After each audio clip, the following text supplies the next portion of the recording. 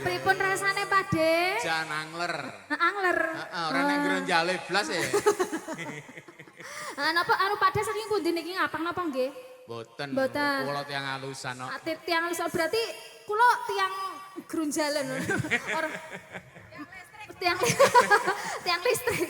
Oh, tak pikir tiang ngapak saestu. Sing penting mboten tiang-tiangan. Oh iya.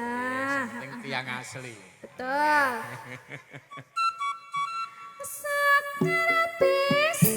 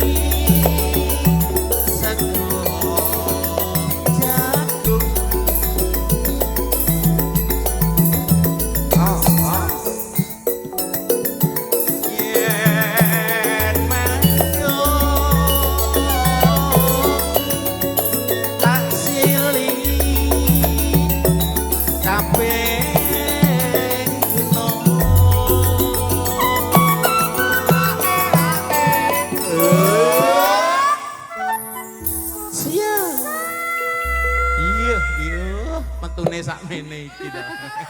Sepiro Pak, sepiro? Sak mene iki ya metune iki. Samene sak pinten lho, Pak? Sak mene iki lho. Sakmene iki.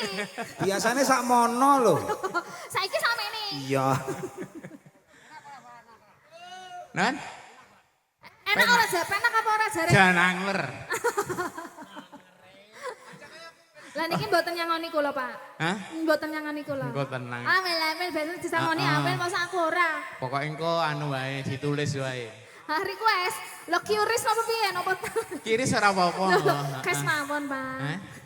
Kes mawon. Ya engko Ben kes-kesan. ketok. Engko kes-kesan. Tenang wae. Sekarang bisa hanya guntangan desa Wahyu